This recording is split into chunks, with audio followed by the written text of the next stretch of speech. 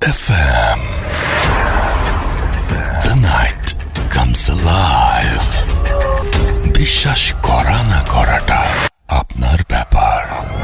শুরুতে আমরা যেটা করব সেটা হচ্ছে আমাদের আজকের যে প্রথম ঘটনা, সেই ঘটনাটি আপনাদের পড়ে শোনাবো। আশা করছি যে এই ঘটনাটি আপনাদের ভালো লাগবে। তো যেভাবে লিখেছেন আমি সেভাবেই পড়া ট্রাই করছি। কিন্তু আজ আমি আপনার সাথে 16 তারিখে ইমেলটি ছিল, ওকে, কিন্তু আজ আমি আপনার সাথে আরো একটি বাস্তব ঘটনা শেয়ার করব। ঘটনাটি আমি ও আমার 3 বন্ধুর সাথে ঘটে যাওয়া। মূল ঘটনা একটি পুরনো কবরস্থানকে নিয়ে।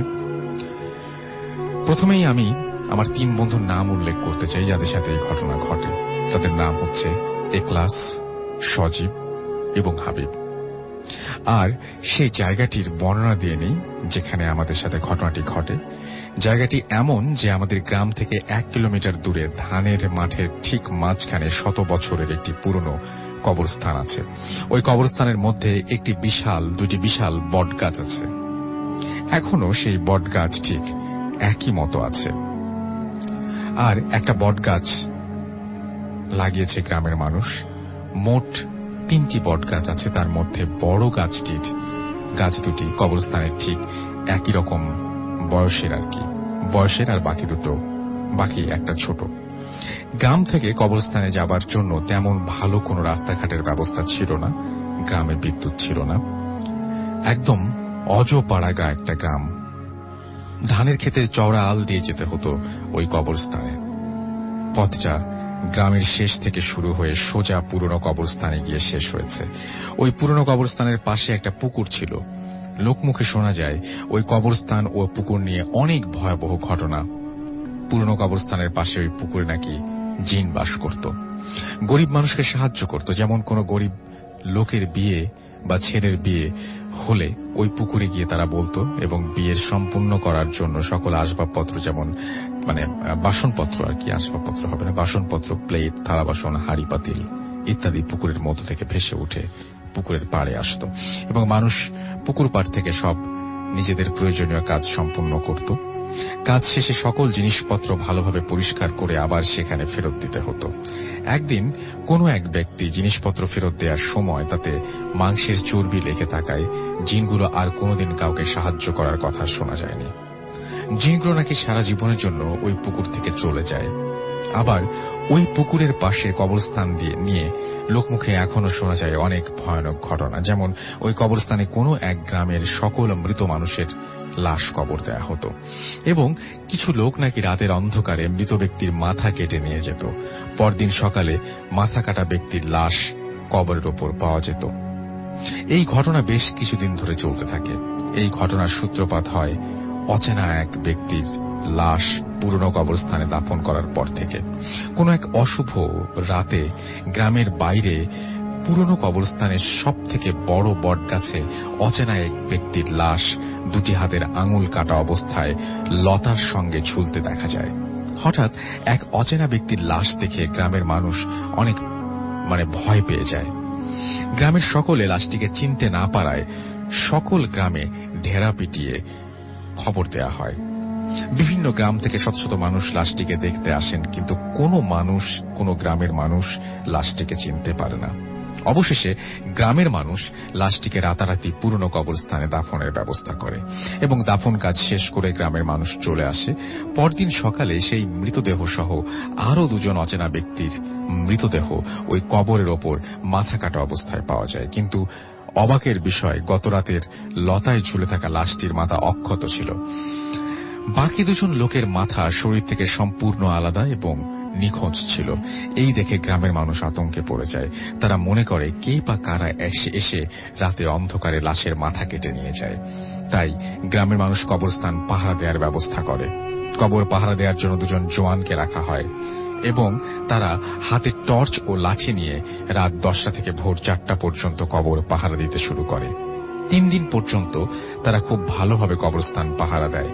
4র্থ দিনে তারা কবরস্থানে কান্নার শব্দ শুনতে পায় এবং তারা টর্চ দিয়ে পুরো কবরস্থান খুঁজতে থাকে, কিন্তু কোথাও কাউকে পায় না।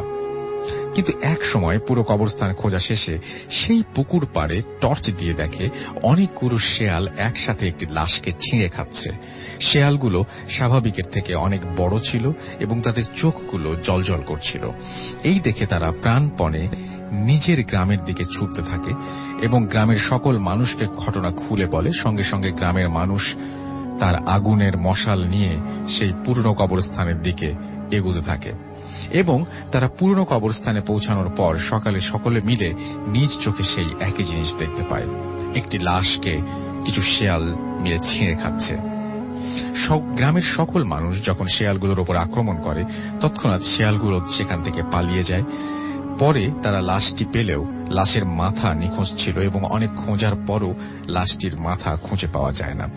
লাশের হাত দুটি দেখে গ্রামের মানুষ বুঝতে পারে এইটা সেই বটগাছের লতায় ঝুলতে থাকা লাশটি। তখন গ্রামের মানুষ ধরেই নেয় যে লাশটি তাদের ও তাদের কবরস্থানের জন্য শুভ নয়, কারণ ওই লাশটি কবর দেওয়ার পর থেকে সকল লাশের মাথা চুরি হচ্ছে। তাই সকলে মিলে লাশটি গ্রামের সীমানার বাইরে মাটি চাপা দেওয়ার ব্যবস্থা করে। পরের দিন অনেক দিন ধরে আর কান্নার শব্দ ও মাথা কাটার কোনো ঘটনা শোনা যায় না। একদিন হঠাৎ কবরস্থানে পাহারা দেওয়া দুই ব্যক্তির মধ্যে এক যুবক ব্যক্তির মৃত্যু হয় এবং সেই যুবক ব্যক্তির কবর ওই পুরনো কবরস্থানে দেয়া হয় এবং সেই রাত থেকে গ্রামে অনেক বিকট চিৎকার এবং কান্নার আওয়াজ পাওয়া যেত। আর অবাক করা বিষয় হচ্ছে এই কান্নার আওয়াজ শুধুমাত্র রাত 1টা থেকে 2টা পর্যন্ত শোনা যেত। এই কান্নার আওয়াজ 7 দিন পর্যন্ত চলতে থাকে। এই ঘটনা নিয়ে গ্রামের মানুষ অনেক ভয়ে ছিল। গ্রামের সকলে সিদ্ধান্ত নিল যে শুক্রবারের দিন মসজিদের ইমামকে নিয়ে ওই কবরস্থান পাহারা দেয়া যুবকের লাশ কবর থেকে তুলে বাইরে পুঁতে রাখবে। তখন তারা শুক্রবারে জুম্মার নামাজ আদায় করে পুরনো কবরস্থানে যাত্রা শুরু করে লাশটি তুলে অন্য স্থানে দাফন করার জন্য। কিন্তু তারা পুরনো কবরস্থানে গিয়ে যা দেখে গ্রামের মানুষ আরো বেশি আতঙ্কে পড়ে যায়। তারা দেখে ওই কবর পাহারা দেয়া যুবক ব্যক্তির লাশ ঠিক একইভাবে মাথা কাটা অবস্থায় কবরের ওপর পড়ে আছে, পুরো শরীর পচে গেছে। গ্রামের মানুষ পচা লাশটি বস্তার মধ্যে ভরে গ্রামের বাইরে নিয়ে রেখে আসে। তারপর অনেকদিন যাবৎ কবরস্থানে আর কোনো লাশ কবর দেয়া হয় না। গ্রামের মানুষ ওই কবরস্থানে লাশ দাফন করে একেবারে নিষিদ্ধ করে দেয়। তারপর আমাদের সময় অর্থাৎ 2008 সালে অনেক বছর পর কবরস্থানটিতে আবার নতুন করে মানুষ কবর দেওয়া শুরু করার সিদ্ধান্ত নেয় মসজিদ কমিটি। তারপর পুরনো কবরস্থানটি আবার নতুন করে চালু করার জন্য কাজ শুরু হয়। অনেক লোক লাগিয়ে কবরস্থান পরিষ্কার করা হয়, সকল ঝোপঝাড় কেটে সাফ করা হয়।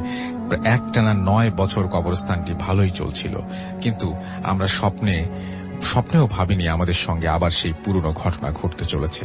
সেদিন সকাল থেকেই আমাদের 3 বন্ধু, দিনটা অন্য দিনের মতো খুব একটা ভালো যাচ্ছিল না। শুধু মনে হচ্ছিল আজ কি যেন একটা হবে। যেমন কথা তেমন কাজ। ওই দিন বিকেল 5টার সময় আমাদের গ্রামের দুঃসম্পর্কের এক আঙ্কেল মারা যায়। সকলে অবাক, অল্প বয়সে মৃত্যু, তাও আবার সুস্থ মানুষ ভাবে হয়তো হার্ট অ্যাটাক এর কারণে মৃত্যু হয়েছে। যাই হোক, সকলে দ্রুত সম্ভব দাফনের কাজ তাড়াতাড়ি শেষ করে কাজ করতে থাকে এবং কিন্তু সকল কাজ সম্পূর্ণ করতে করতে আত্মীয় স্বজন আস্তে আস্তে রাত 8টা বেজে যায়। তখন গ্রামের মানুষ লাশটি নিয়ে পুরনো কবরস্থানের দিকে যাত্রা শুরু করে। আমরা 3 বন্ধু ওই লাশের পেছনে ছিলাম এবং সবচেয়ে অবাক করার বিষয় হচ্ছে লাশের পেছনে যত মানুষ হবার কথা তার অর্ধেক মানুষও ছিল না। আমরা ভাবলাম রাত হয়ে গেছে বলে হয়তো মানুষ কম। কথা ভেবে আমরা কিছুক্ষণ হাঁটার পর লাশটি কবরস্থানে নিয়ে পৌঁছালাম। এমনিতেই অন্ধকার, কবরস্থানটার ওপর আবার এই কবরস্থান নিয়ে মানুষের মুখে অনেক কথাও প্রচলিত আছে। সকলে চিন্তা ভাবনা করে তাড়াতাড়ি লাশ দাফন করে বাসায় চলে আসি। যাই হোক, লাশ রেখে টর্চের আলোতে জানাজা ভালোভাবে শেষ করা হলো। এবার লাশ কবরে নামানোর জন্য সবার অনুমতি নিয়ে লাশ কবরে নামার কাজও ভালোভাবে শেষ করা হয়। আমরা 4 বন্ধু সবার শেষে কবরে মাটি দিই, কারণ আমার বাড়ি থেকে প্ল্যান করে আমরা এসেছিলাম যে আমরা শেষে কবরস্থানে যাব। সবার শেষে কবরস্থান থেকে বের হব। সবার মনেই ভয় কাজ করছিল, তবুও আমরা টর্চ নিয়ে রেডি। আজ যা হবার হবে। লোকমুখে এত ঘটনা শুনি এই কবরস্থান নিয়ে, আজ নিজেই দেখব কি আছে এখানে। তো যেমন কথা তেমন কাজ, আমরা সবার শেষে কবরে মাটি দিলাম এবং কবরস্থানের পাশে পুকুর পাড়ে বসে গল্প করতে লাগলাম। 20 থেকে 25 মিনিট পর হালকা আওয়াজ শুনতে পাই, কিছুটা জল ডাং ভাঙার আওয়াজের মতো। তখন আমরা ভাবি কেউ আসলো মনে হয় কবরে মাটি দেওয়ার জন্য। বকা খাওয়ার ভয়ে 4 বন্ধু চুপটি মেরেছিলাম, গাছের আড়ালে লুকিয়ে পড়ে, যাতে আমাদের দেখা না যায়। প্রায় 10-15-20 মিনিট অপেক্ষা করি। সেই দিন ছিল চাঁদনি রাত, চারিদিক মোটামুটি ভালোই ছিল, গাছের আড়ালে ভালোই আলো ছিল এবং দেখা যাচ্ছিল সবকিছু। গাছের আড়ালে আমরা ভাবি একটি মানুষকে মাটি দিতে 3 মুঠো মাটি লাগে, এতক্ষণ সময় লাগার কথা না। তখন আমরা সাহস করে গাছের আড়াল থেকে কবরের দিকে তাকিয়ে যা দেখি, তা দেখার জন্য আমরা কখনোই প্রস্তুত ছিলাম না। আমরা দেখি একটু আগেই যাকে কবর দিলাম সেই ব্যক্তি কবরে। 3 জন সাদা আলখেল্লা পরা মানুষ খুব দ্রুত ওই কবরের ওপরে মাটিগুলো সরাচ্ছে। তাদের মুখগুলো দেখা যাচ্ছিল না, কিন্তু অনেক লম্বা ছিল।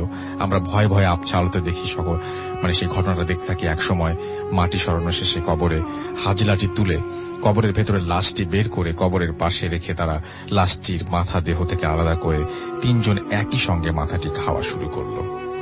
এই দৃশ্য দেখার পর আমরা এক মুহূর্ত সেখানে থাকতে পারিনি। শরীরের সম্পূর্ণ শক্তি দিয়ে এক দৌড়ে গ্রামে চলে আসি এবং মসজিদের ইমামকে রাতারাতি পুরো ঘটনা খুলে বলি। ইমাম রাতে আমাদের ঘটনাটি গোপন রাখার জন্য বলেন। পরের দিন সকালে এই বিষয় পুরো গ্রামে ছড়িয়ে পড়ে। সেই দিন থেকে মসজিদ কমিটি ওই কবরস্থান সারা জীবনের জন্য পরিত্যক্ত ঘোষণা করেন আর বলেন এই পুরনো কবরস্থানে আর কোনো দিন কোনো লাশ কবর দেয়া হবে না এবং ওই কবরস্থান পুরো এখনো একই মতো আছে সবকিছু, শুধু যাবার পথে রাস্তাঘাট সব আগের মতোই আছে, একটু উন্নতি হয়েছে যদিও। তো এই ছিল 4 বন্ধুর জীবনে ঘটে যাওয়া বিশাল অভিজ্ঞতা, যা আপনাদের সাথে শেয়ার করলাম। ভালো লাগলে শেয়ার করবেন। স্টুডিওতে এসে আমার পক্ষে ঘটনা বলা সম্ভব নয়, তাই লিখে পাঠালাম। তো যাই হোক, এই ছিল ঘটনা। নিজের সাথেই ঘটেছে এই ঘটনাটি, যেটা শুরু হয় 2010 সাল থেকে আর এখনো রীতিমতো ঘটে চলেছে আমার সাথে। বর্তমানে আমার অবস্থা খুবই আশঙ্কাজনক। এখনো আমি বুঝতে পারছি বছর ধরে ঘটনাটি ঘটার কারণে আমার এই ঘটনাটি অনেক বড়, তাই যতটা সম্ভব ছোট করে বলার চেষ্টা করছি। তখন রমজান মাস, রমজানের প্রথম দিন। আমরা অনেকে মিলে আমাদের গ্রামের মসজিদে ইফতার করতে যাই। বলে রাখা ভালো যে আমাদের মসজিদটি পূর্ব ও উত্তর দিকে রয়েছে কবরস্থান এবং দক্ষিণ দিকে রয়েছে বড় পুকুর ও পশ্চিম দিকে রয়েছে অনেকগুলি বাড়ি। যা হোক, যাওয়ার পর হুজুর আমাকে ডেকে বলেন প্লেটগুলো ধুয়ে নিয়ে আসতে। যে কথা সেই কাজ। মসজিদের টিউবওয়েলটি খারাপ থাকায় পুকুরে দিতে যাই। প্লেটগুলো প্রায় ধোয়া শেষ, এমন সময় আমি খেয়াল করলাম আমার কানে কেমন যেন একটা সাউন্ড আসতে লাগছে। আওয়াজটি মনে হচ্ছিল আকাশের দিক থেকে আসছে। আমি আকাশের দিকে তাকিয়ে দেখতে পেলাম কি যেন শাড়ি বেঁধে খুব দ্রুত চলে যাচ্ছে। এমন সময় আমি লক্ষ্য করলাম যে কে যেন আমার দিকে এগিয়ে আসছে আকাশ থেকে। আমার চোখের পলক পড়তেই দেখতে পেলাম যে আসছিলেন সে আমার সামনে। সে আমাকে বলল, ভয় পেও না, আমি তোমার কোনো ক্ষতি করব না। তাকে দেখতে খুবই উজ্জ্বল লাগছিল। গায়ে জরি জাতীয় লম্বা পোশাক, হাতে ছিল একটা লাঠি জাতীয় কিছু, মাথার চুল পায়ের গোড়ালি পর্যন্ত। আমি তার কথার জবাবে বলি, আমি তো ভয় পেয়েছি। সে বলে, কই, তুমি তো ভয় পাওনি বলে আমার শরীরে 3 বার ফু দিল আর বলল আজ সময় নেই, তোমার সাথে পরে দেখা করব, ভালো থাকো বলেই অদৃশ্য হয়ে গেল। আমি প্লেটগুলো নিয়ে উপরে উঠে আসি। তারপর আমি আমার বন্ধুদের বলি, তোমরা কি কিছু দেখেছ আমার সামনে দাঁড়িয়ে থাকতে? ওরা বলে, কই না তো। আমি আর কাউকে কিছু বলি না, মনের ভুল ভেবে। ঈদের কিছুদিন পর আমি সেই মহিলাকে আবারও দেখতে পাই স্বপ্নে। তিনি আসেন, আমার সাথে কথা বলেন বিভিন্ন বিষয়ে। এভাবে চলতে থাকে কিছুদিন। তারপর একদিন তিনি আমাকে তাদের ওখানে নিয়ে যান বেড়াতে। আমাকে যেভাবে তিনি নিয়ে যান, তিনি আমাকে বলেন আমি যা পড়বো তুমিও তাই সাথে সাথে পড়বে। তিনি যা পাঠ করলেন আমি তার সাথে তাই পড়লাম আর বললেন, তুমি আমার হাতের ওপর উঠে দাঁড়াও। আমি সেই মুহূর্তে দেখতে পেলাম তার হাতটি বিশাল বড় হয়ে গেল। আমি উঠে দাঁড়ালাম। তারপর তিনি আমাকে বললেন, চোখ বন্ধ করো। আমি না বলা পর্যন্ত চোখ খুলবে না। আমি বলি, ঠিক আছে। 5-6 মিনিট পর বলল, চোখ খোলো। আমি চোখ খুলতেই দেখতে পেলাম রাজপ্রাসাদের মতো বাড়ি, মনে হচ্ছিল সোনা দিয়ে তৈরি করা, চারিদিকে ফুলের বাগান, অনেক বড় বড় গাছপালা আর অনেক অদ্ভুত কিছু। তিনি আমাকে ওই রাজপ্রাসাদের বাড়ির মধ্যে নিয়ে যান। আমাকে একটি জায়গায়, ঠিক সেই সময় একটা মেয়েকে দেখতে পাই। মেয়েটার মুখটা দেখা যাচ্ছিল না, মুখে একটা কাপড় জাতীয় কিছু ছিল। সেই কারণে আমি সেই মহিলার কাছে জিজ্ঞেস করতেই তিনি বললেন ও আমার একমাত্র মেয়ে। তারপর তিনি তার মেয়েকে ডেকে আমার সঙ্গে পরিচয় করিয়ে দেন। অনেক গল্প হয় আমাদের। তারপর তিনি আমাকে একটা লাঠির মতো কিছু দেন আর বলেন, এটা তোমার কাছে রাখো, তোমার সাথে আমরা দেখা করি এ বিষয়ে কারো সাথে কোনো কিছু বলবে না বা শেয়ার করবে না। তারপর আমি ওনাকে বলি আমি বাসায় যেতে চাই। তারপর আর কিছু মনে নেই। সকালে ঘুম থেকে উঠে স্বপ্নের কথা ভাবি আর নিজে মজাও পাই। স্বপ্ন তো স্বপ্নই, কিন্তু হাত মুখ ধুতে গিয়ে দেখতে পেলাম আমার ডান হাতে যে লাঠিটা দিয়েছিল সেই লাঠির দাগ আমার হাতের মধ্যে রয়েছে।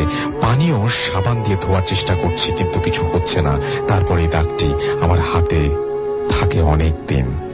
আস্তে আস্তে দাগটি অদৃশ্য হয়ে যায়। তারপর ভালোই যেতে থাকে দিনকাল। অনেকদিন পর মাঝে মাঝে স্বপ্নে আসে, আমাকে নিয়ে যায়, আবার ফিরে আসে, এভাবে চলতে থাকে। হঠাৎ একদিন আমাকে নিয়ে যায়, কিন্তু আর আমাকে বাড়িতে আসতে দেয়া হবে না বলে। আমি প্রশ্ন করলাম, কেন আমাকে যেতে দেবেন না? তিনি আমাকে বললেন, দেখো, আমাদের একমাত্র মেয়ে আমাদের কাছে যা চেয়েছে তাই পেয়েছে, আর আমার মেয়েটা খুবই জেদি, তোমাকে ওর ভালো লেগেছে এই কারণে। আমি বললাম, তাকে কৌতূহল করে দেখেন, আমি তো তার চেহারা কখনো দেখিনি, একটা আবরণ থাকে সব সময়, তবে আমি কিভাবে রাজি হব? তিনি আমাকে বললেন, তুমি ওকে দেখতে চাও? আমি বলি হ্যাঁ। তিনি বলেন, দেখো, আমাদের মধ্যে একটা নিয়ম আছে, দেখতে চাইলে দেখা সম্ভব না, কিন্তু তুমি দেখতে পাবে, তবে সাবধানে, ও বুঝতে পারলে তোমার ক্ষতি হবে। তুমি ওর আশপাশ দিয়ে 7 বার ঘুরবে এবং এক টানে ওর মুখের আবরণটি খুলতে যদি পারো তবে দেখতে পাবে। যে কথা সেই কাজ। অনেক কষ্ট করে আমি এই কাজটি হাসিল করলাম। আবরণটি খোলবার সাথে সাথে দেখি মেয়েটি অদৃশ্য হয়ে গেল। কিছু সময় পর দেখি একটি সুন্দর মেয়ে আমার দিকে হেঁটে এগিয়ে আসছে। ওর পোশাক দেখে আমি চিনতে পারি সে আর কেউ নয়, কেবলমাত্র যার মুখের আবরণটি খুলেছিলাম সেই। ওকে দেখতে এতটাই সুন্দর লাগছিল যে ভাষায় প্রকাশ করতে পারবো না আমি। যাই হোক, সেখানে অনেক কথা হয় আমাদের। একসময় ও রাজি হয় আমার সাথে বাসায় দিয়ে যাওয়ার জন্য, অবশেষে আমাকে রেখে যায়। ঘুম ভাঙলে দেখি আমি আমার বাসার খড় গাদায় শুয়ে আছি। এটা দেখে তাড়াতাড়ি নিচে নেমে আসি। তারপর আমি আমার রুমে ঢুকে দেখি ভেতরে থেকে নক করা। আমি আমার ঘরটি বাহির থেকে নকটা খুলতে পারতাম, তাই তাড়াতাড়ি খুলে ভেতরে ঢুকে দেখলাম ভেতরে কেউ নেই। আমি খুব চিন্তায় পড়ে গেলাম, আমার সাথে সব হচ্ছেটা কি? আমি তো রাতে আমার রুমে ঘুমিয়েছিলাম, কিন্তু খড় গাদায় কিভাবে এলাম এসব চিন্তা করতে করতে ঘুমিয়ে পড়লাম। এরপর কিছু দেখি না, অনেক দিন হয়ে গেছে। 2-3 মাস পার হওয়ার পর আমাকে প্রায় দিন নিয়ে যায় ওদের ওখানে। তারপর একদিন আমাকে নিয়ে যায়, আর সেই দিন আমার সাথে যে ঘটনাটি ঘটলো সেটার জন্য আমি প্রস্তুত ছিলাম না। ওখানে যাওয়ার পর দেখি একটু অন্যরকম মুডে আছে সবাই, অনেক লোকজন বাড়িতে। আমাকে দেখে ওদের রুমে নিয়ে যাওয়া হয়। তারপর ওর মা আমাকে ডাক দিয়ে নিয়ে যায় আলাদা একটা রুমে। যে রুমের ভেতরে ছিল সেই মেয়েটি, ওর মা আর আমি। কথা হয় যে আমার আর তার মেয়ের নাকি আজ বিয়ে। এ কথা বলে তিনি বলেন, তোমরা কথা বলো, আমি বাইরে থেকে আসছি। এ কথা বলে তিনি বেরিয়ে যান। রুমের ভেতরে আমি, সেই মেয়ে ছাড়া আর কেউ নেই। অনেক কথা হলো দুজনের মধ্যে। একটা পর্যায়ে বিয়েতে রাজি না হওয়া কোনো উপায় থাকলো না আমার। তারপর আমাদের বিয়ে হলো। সেদিন আমাকে আমার বাসায় আসতে দেওয়া হবে না বলে বায়না ধরল সে। তাকে অনেক ভেবে বোঝানোর পর সে রাজি হয়। তারা অনেকে এসে আমাকে আমার বাসায় রেখে যায়। সকালে ঘুম ভাঙে একটু দেরিতে। ঘুম থেকে উঠে দেখি আমার সমস্ত হাত জুড়ে অনেক দাগ, হাতে মেহেদিতে দিলে যেমন হয় এ কাহিনী হওয়ার পর খুব চিন্তিত হয়ে গেলাম আমি। কেউ যাতে কিছু না বুঝতে পারে সে কারণে আমি হাতওয়ালা শার্ট পরে ঘুরতাম। তারপর ভালোভাবে কাটতে লাগলো। কিছুদিন যাওয়ার পর একদিন আমি আমার বাজার থেকে বাড়ির দিকে একা একা আসছিলাম। রাস্তা ফাঁকা, এক পাশে মাঠ, অন্য পাশে বাগান। হঠাৎ আমার সামনে এসে হাজির হলো আমার সেই স্বপ্নে দেখা মেয়েটি, যার সাথে কিছুদিন আগে আমার বিয়ে হয়েছিল। আমি তখন থমকে দাঁড়িয়েছিলাম। আমার মুখে কোনো ভাষা ছিল না, শুধু শরীরটা ঘামছিল। ঠিক সে সময় ও বলল, আমায় চিনতে পারছো না? এমন ভাবে অনেক কথা বলে এক সময় ও আজ আমি তোমাদের ওখানে নিয়ে যাব, আমাকে নিয়ে যাবে এবং আসতে দেবে না বলে বায়না করে। আমি ভাবতে পারছিলাম না আমি কি করব। ওকে আমি অনেক কথা বলে ফেরত পাঠিয়ে দিলাম। ও চলে গেল। মাঝে মধ্যে ও এসে আমার সাথে সরাসরি দেখা করত এবং বলতো। এভাবে কাটতে লাগলো জীবন। 3-4 মাস আর আসে না, দেখা হয় না। মনে মনে ভাবলাম, যাক, বাঁচা গেছে। 2014 সাল। আমি তখন কলেজে নতুন। অনেক বন্ধু হলো আমার। একদিন বাসায় ফিরতে অনেক রাত হয়ে যায়, আনুমানিক 10টা থেকে 10টা 30 মিনিট। এক পায়ে হেঁটে রাস্তা দিয়ে আসছিলাম। রাস্তাটা ছিল ঘন অন্ধকার, চারিদিক থেকে ঝিঝি পোকার ডাক। এক জায়গাতে আসার পর আমার শরীরটা কেন যেন ভারী হয়ে গেল। জায়গাটার বিবরণ না দিলেই নয়। ওই স্থানটির নাম ব্যাপারী দিঘি। কালীতলা, ফাঁকা মাঠ এবং রাস্তা বাদে চারিদিকে কবরস্থান। এমনিতে জায়গাটি সকালে সকলের কাছে ভয়ের ছিল। আমি মনে মনে সাহস জোগাই আর এগোতে থাকলাম বাসার দিকে।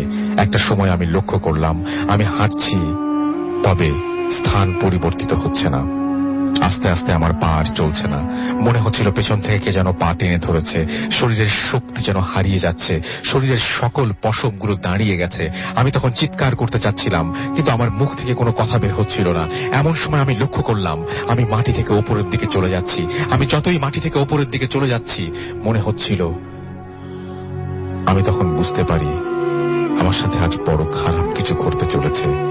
তাই আমি আল্লাহকে স্মরণ করি আর যে সকল সূরা পাঠ করতে পারতাম সব পাঠ করতে লাগলাম। এক সময় আস্তে আস্তে মাটিতে আবার নেমে এলাম। এক পা বাড়িয়ে দৌড় মারতেই দেখতে পেলাম সাদা আলো টাইপের কিছু একটা এসে হাজির হলো আমার সামনে। আমি খেয়াল করে দেখলাম সে আর কেউ নয়, সেই মেয়েটি। ওকে দেখার পর আমি আবার সাহস ফিরে পাই। ও আমাকে বলল, কি ভয় পেয়েছো? এভাবে অনেক কথা হয়।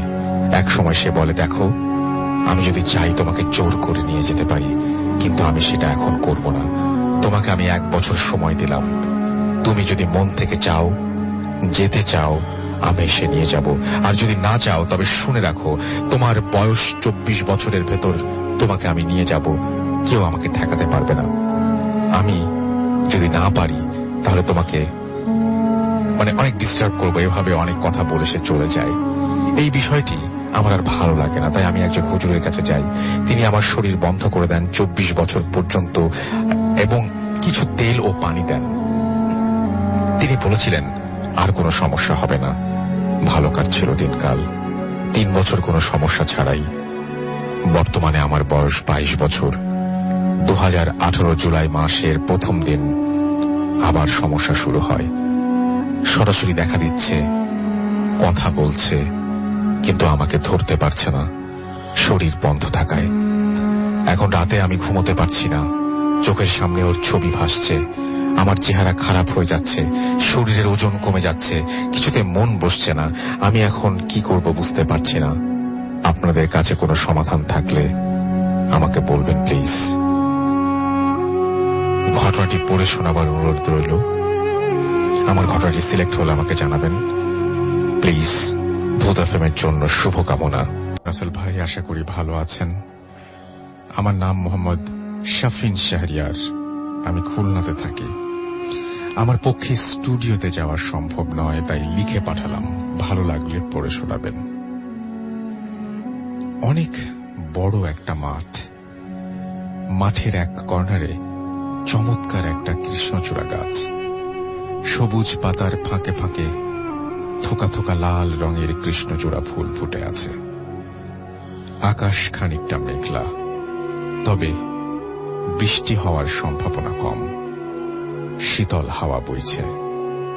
মধ্য বিকেল। আর কিছুক্ষণের মধ্যেই আরবি হিসাব অনুযায়ী আজকের দিনের সমাপ্তি ঘটবে এবং আগমন ঘটবে নতুন একটা দিনের। আমরা বাঙালিরা অবশ্য আরবি হিসাব অনুযায়ী দিন গণনা করি না, তবে মাওলানা শফিকুর রহমান, এটা তার আসল নাম না, ছদ্মনাম, তিনি আরবি অনুযায়ী দিন গণনা করতে পছন্দ করেন এবং তিনি নিয়মিত আরবি মাসের হিসাব রাখেন। যাই হোক, সব মিলিয়ে চমৎকার একটা পরিবেশ বিরাজ করছে চারপাশে। কৃষ্ণচূড়া গাছটার নিচে একা একা দাঁড়িয়ে আছেন মাওলানা মুশফিকুর রহমান। এই সময়টাতে তিনি কারো সঙ্গ পছন্দ করেন না। একাকিত্ব যে খুব উপভোগ করেন তাও না, তবে একাকিত্বে বিরক্ত হন না। কিন্তু এ সময় তার আশেপাশে কেউ থাকলে তিনি খুবই বিরক্ত হন। প্রতিটি মানুষেরই দিনের অন্তত কিছুটা সময় একাকী কাটানো উচিত, নিজেকে সময় দেওয়া উচিত, নিজেকে নিয়ে ভাবা উচিত।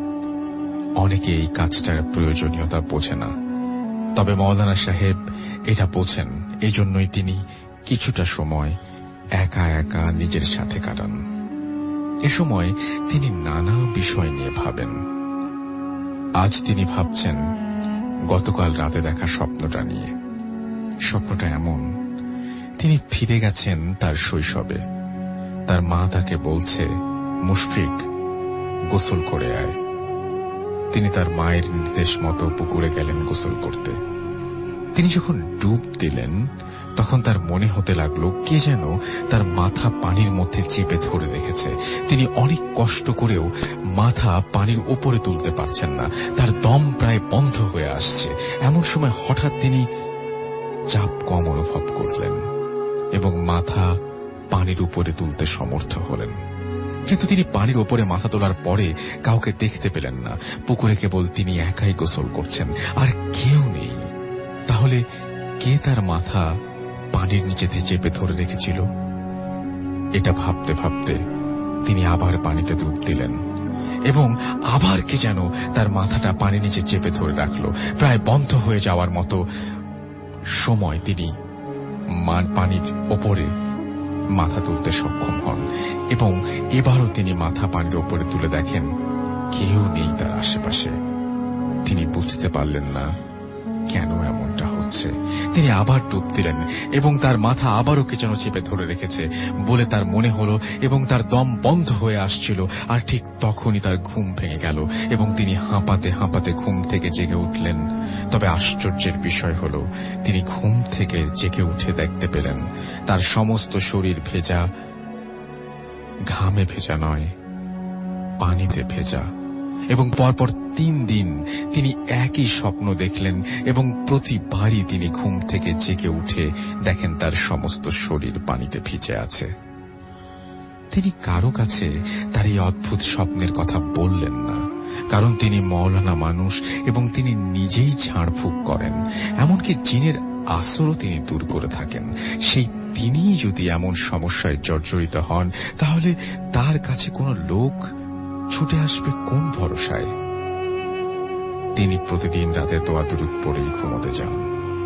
তাহলে তিনি কেন এমন দুঃস্বপ্ন দেখছেন তা তিনি বুঝতে পারলেন না। তিনি ভাবলেন তার চেয়েও কোনো বড় আলেমের সাথে এ বিষয় নিয়ে কথা বলা উচিত। কৃষ্ণচূড়া গাছের নিচে দাঁড়িয়ে তিনি এসব কথাই ভাবছিলেন। এমন সময় আজান কানে আসায় তার ভাবনায় সমাপ্তি ঘটল। তিনি রওনা হলেন মসজিদের দিকে। বলে রাখি, তিনি স্থানীয় মসজিদের ইমাম সাহেব। তিনি মসজিদে গেলেন এবং যথারীতি মাগরিবের নামাজ পড়ালেন এবং এরপর এশার নামাজ পড়ালেন। এরপর তিনি দিনের সকল কর্মকাণ্ড শেষ করে অবশেষে রাতে ঘুমোতে গেলেন। মূল ঘটনার শুরু এখান থেকেই। তিনি বিছানায় শুয়ে আছেন, কিন্তু তার ঘুম আসছে না। কেবলই তার মাথার মধ্যে গত 3 রাতের স্বপ্নের বিষয়গুলো ঘুরপাক খাচ্ছে। তিনি প্রাণপণে চেষ্টা করছেন স্বপ্নের বিষয়ে না ভাবতে, কিন্তু পারছেন না। তিনি যতই এই ভাবনা তার মাথা থেকে তাড়ানোর চেষ্টা করছেন, ততই যেন তার মাথার মধ্যে চিন্তাগুলো আরো জট পাকে যাচ্ছে। এমন সময় তিনি হঠাৎ লক্ষ্য করলেন তার পিঠে আস্তে আস্তে পানিতে ভিজে যাচ্ছে। তিনি যখন পাশ ফিরে তাকালেন তখন দেখলেন পানিতে তার রুম ভরে গেছে, তার ঘর ভরা পানি, এবং পানির উচ্চতা আস্তে আস্তে বাড়ছে। তিনি উঠে বসলেন এবং ভাবতে লাগলেন তিনি যা দেখছেন তা সত্যি কিনা, কিংবা তিনি স্বপ্ন দেখছেন কিনা। না, তিনি স্বপ্ন দেখছেন না। কিছুক্ষণের মধ্যেই তিনি বুঝতে পারলেন সত্যি সত্যি তার ঘর পানিতে ভরে যাচ্ছে, কিন্তু তিনি বুঝতে পারছেন না এটা কি করে সম্ভব। তিনি বিছানা থেকে নেমে ঘরের বাইরে বের হলেন এবং অবাক হয়ে লক্ষ্য করলেন তার ঘরের বাইরেও পানিতে থই থই করছে চারপাশ। তিনি ভাবতে লাগলেন এখন তো বন্যা হওয়ার সময় না, তাহলে চারপাশে এত পানি কোথা থেকে এলো। এবং তিনি এও ভাবতে লাগলেন সমস্ত গ্রাম পানিতে তলিয়ে যাচ্ছে, তাহলে গ্রামের অন্য লোকেরা কোথায়, তারা কি নিরাপদ আশ্রয়ে যাবে না? এসব কথা ভাবতে ভাবতে পানি তার গলা পর্যন্ত উঠে গেল। এই মুহূর্তে তার কি করা উচিত তিনি বুঝতে পারছেন না। তার ঘরের আসবাবপত্র নিয়েও তিনি ভাবতে লাগলেন সেগুলোর কি হবে। এসব ভাবতে ভাবতে পানি তার নাক পর্যন্ত উঠে এলো। তিনি ভাবলেন এখন আর মালের দিকে তাকানোর সময় নেই, আগে জান বাঁচাতে হবে, জান বাঁচানো ফরজ। তিনি সাঁতার কাটতে শুরু করলেন। সাঁতার কাটতে তার বেশ কষ্ট হচ্ছে। এ সময়ে যে কোনো কাজেই বেশ কষ্টকর মনে হয়। জীবনের ৮০টি বছর পার হয়ে গেছে তার, এখন আর তার বেঁচে থাকতেই ভালো লাগে না। আত্মহত্যা করা হারাম বলে তিনি এখনো বেঁচে আছেন। তিনি জীবনের সমস্ত সৌন্দর্য হারিয়ে আজ নিঃস্ব। আপন আত্মীয় বলতে তেমন কেউ নেই তার, একে একে মারা গেছে সবাই। দুঃস্বপ্নের কিছু আত্মীয়, দুঃসম্পর্কের কিছু আত্মীয় আছে, তবে তারাও থাকে অনেক দূরে। বলতে গেলে এ পৃথিবীতে তিনি একা পড়ে গেছেন। তিনি যেন প্রভুর ডাকে সাড়া দিতে পারলেই বেঁচে যান। যাই হোক, মূল ঘটনায় ফিরে আসি। তিনি সাঁতার কাটছেন এবং কোনো কিছু আঁকড়ে ধরে বাঁচার চেষ্টা করছেন, কিন্তু হাতের কাছে তিনি কিছুই পাচ্ছেন না। তার এভাবে পানিতে ভেসে থাকতেও বেশ কষ্ট হচ্ছে, আর পারছেন না। এমন সময় হঠাৎ দেখতে পেলেন তার পাশ দিয়ে তার বড় ছেলে প্রায় 14 বছর আগে মারা গেছে, সে সাঁতার কাটছে। তিনি তাকে ডাকার চেষ্টা করলেন, কিন্তু পারলেন না। তার গলা দিয়ে আওয়াজ বের হচ্ছে না। এর কিছুক্ষণ পরেই তিনি তার মৃত স্ত্রীকে দেখতে পেলেন অথই পানিতে সাঁতার কাটতে। তিনি তাকেও ডাকতে পারলেন না। এতে তিনি প্রচন্ড কষ্ট অনুভব করতে লাগলেন এবং এও ভাবতে লাগলেন তার এ সকল মৃত স্বজনেরা পৃথিবীতে জীবন্ত মানুষদের জগতে কি করে ফিরে এলো। তিনি বুঝতে পারছিলেন না যে তার সাথে এসব কি ঘটছে। তিনি মারাত্মক কষ্টের মধ্য দিয়ে যেতে লাগলেন। একদিকে তো সাঁতার কাটতে তার শরীরে শারীরিক কষ্ট, অপরদিকে আত্মীয় স্বজনের সঙ্গে দেখা হওয়ার পরও কথা বলতে না পারার কষ্ট। এভাবে বেশ কিছুক্ষণ অতিবাহিত হওয়ার পর তিনি একের পর এক তার আপন আত্মীয় দেখতে লাগলেন, কিন্তু কাউকে ডাকতে পারলেন না। তবে তিনি একটা বিষয় দেখে অবাক হলেন, সেটা হলো তার আত্মীয়রা সবাই একটি নির্দিষ্ট দিক থেকে আসছে এবং একটি নির্দিষ্ট দিকেই যাচ্ছে। এটা বুঝতে পারার পর তিনি তার ছোট মেয়েকে লক্ষ্য করে তার পিছু পিছু সাঁতার কাটতে লাগলেন এবং এক পর্যায়ে তিনি একটা গাছের কাছে পৌঁছালেন। গাছের কাছে পৌঁছে তিনি আবার লক্ষ্য করলেন তার আত্মীয়রা সবাই এই গাছটাকে আশ্রয় করে আছে। এতে তিনি মনে মনে আনন্দিত হলেন, কারণ গাছটাকে ধরতে পারলে প্রথমত তাকে সাঁতার কেটে ভেসে থাকতে হবে না এবং দ্বিতীয়ত তিনি আত্মীয়দের সাথেও সাক্ষাৎ করতে পারবেন। তার চোখ ভিজে উঠল। তিনি ভাবতে লাগলেন এই তো কিছুক্ষণ আগেই তিনি শারীরিক ও মানসিকভাবে বেদনাহত এবং আশ্রয়হীন ছিলেন, অথচ এখন তিনি শারীরিকভাবে যেমন আশ্রয় খুঁজে পেয়েছেন তেমনি তার আত্মীয়দের মাঝেও মানসিক আশ্রয় খুঁজে পেতে পাচ্ছেন। এসব কথা ভাবতে ভাবতে তিনি ওই গাছটার দিকে এগিয়ে যেতে লাগলেন। তবে তিনি যতই এগিয়ে যেতে লাগলেন ততই তার আত্মীয়রা আবছা থেকে আরো আবছাতর হতে লাগল এবং তিনি যখন গাছের কাছে পৌঁছালেন তখন দেখলেন আসলে সেখানে কেউ নেই। তিনি একাই রয়ে গেছেন। তবু তিনি তার মনকে এই বলে সান্ত্বনা দেওয়ার চেষ্টা করলেন যে অন্তত জীবন তো বাঁচানো গেল। তিনি ওই গাছে নিজের আশ্রয় করে নিলেন এবং কোনো এক সময় তিনি জ্ঞান হারালেন, ওই গাছেই ঝুলতে থাকেন। এই ঘটনাটা রাজশাহী অঞ্চলের এবং ঘটনাটা সত্য। পরদিন সকালে মুসল্লিরা ফজরের ওয়াক্তে মসজিদে এসে ইমাম সাহেবকে না পেয়ে তার বাসায় ডাকতে চান, কিন্তু তারা যখন দেখলেন মৌলানা সাহেব তার বাসাতেও নেই, তখন তারা দরজা খোলা এবং তার দরজা খোলা, তখন তাকে খুঁজতে বের হলেন। তাকে গ্রাম থেকে বেশ দূরে একটা লিচু বাগানের লিচু গাছের ওপরে পাওয়া যায়। তখন গ্রামের সকলে মিলে তাকে নিচে নামায় এবং তাকে বাড়ি নিয়ে যায়। একজন 80 বছর বয়সের মানুষের পক্ষে আর যাই হোক, অন্তত একটা বড় গাছে ওঠা অসম্ভব। ঘটনাটা ঘটার পর তিনি আর বেশি দিন বেঁচে থাকেননি। 4 মাসের মাথায় তিনি মারা যান। এটা আমার এক বন্ধু আমাকে বলেছে। ওর বাড়ি রাজশাহীতে, তবে খুলনাতে থাকে। ভালো লাগলে শেয়ার করবেন। আসসালামু আলাইকুম। তো এই ছিল ঘটনা, এবং আশা করছি যে এই ঘটনাটি আপনাদের ভালো লেগেছে। আমার আসসালামু আলাইকুম রাসেল ভাইয়া। জানতে চাইবো না কেমন আছেন, কারণ আপনি সব সময় ভালো থাকেন এবং সব সময় ভালোর দলে। আজকে যে ঘটনাটা বলবো তা আমার নিজের সাথে ঘটেনি, এলাকার এক দাদুর কাছ থেকে শোনা ঘটনা। দাদু তখন ভারতের কোনো একটা জায়গায় থাকতেন। সে জায়গায় একজন পীর বা দরবেশ জাতীয় লোক থাকতেন, যে সেই সমস্যায় তার কাছে যেতেন, যে সমস্যাতে তার কাছে যেতেন সেই সমস্যার সমাধান তিনি দিয়ে দিতেন। একদিন সেই পীর তার মুরিদদের ডেকে বললেন তিনি আর বেশি দিন বাঁচবেন না। তিনি যখন মারা যাবেন তার জায়নামাজ যেন কেউ না পড়ায়, তার জানাজা যেন কেউ না পড়ায়। এটা জায়নামাজ হবে না, তার জানাজা যেন কেউ না পড়ায়।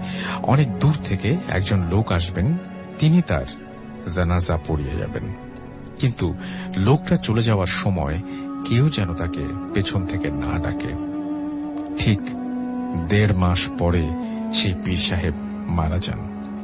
পীর সাহেবের কথা মতো সবাই সেই লোকটার জন্য অপেক্ষা করতে থাকে। অনেকক্ষণ অপেক্ষা করার পর দেখতে পেল একজন লোক সাদা ধবধবে একটা পাঞ্জাবি পরে, মুখটাকে একটা কালো চাদর দিয়ে পেঁচিয়ে এগিয়ে এসেছে। তিনি লাশের কাছে এসে কোনো কিছু না বলে জায়নামাজে দাঁড়িয়ে গেলেন, এবং সাথে সাথে এলাকার মানুষগুলো তার পিছনে সারিবদ্ধভাবে দাঁড়িয়ে গেল। জানাজা শেষ করে লোকটি যেই পথে এসেছেন সেই পথ ধরে আবার ফিরে যেতে শুরু করলেন। পীর সাহেবের মুরিদদের মধ্যে একজন মুরিদের কৌতূহল হলো লোকটাকে দেখার জন্য। তিনি পেছন পেছন হাঁটতে শুরু করলেন। হাঁটতে হাঁটতে লোকালয় ছাড়িয়ে বন জঙ্গলের ভেতর দিয়ে তিনি তার লোকটির পিছু পিছু হাঁটতে লাগলেন। মুরিদ সেই লোকটাকে বারবার ডাকা সত্ত্বেও লোকটি পেছন ফিরে তাকালো না। একসময় মুরিদ সেই লোকটির পা জড়িয়ে ধরে। তখন লোকটি দাঁড়িয়ে মুরিদকে জিজ্ঞেস করে, তোমাদের পীর সাহেব কি তোমাদের বলেননি আমার কাছে কিছু জানতে না চাওয়ার জন্য? তখন মুরিদ উত্তর দিল, জি বলেছে, তারপরও আমি জানতে চাই আপনি কে। তখন লোকটি তার মুখের কাপড় সরিয়ে দিয়ে রাগী গলায় বলে, দেখো।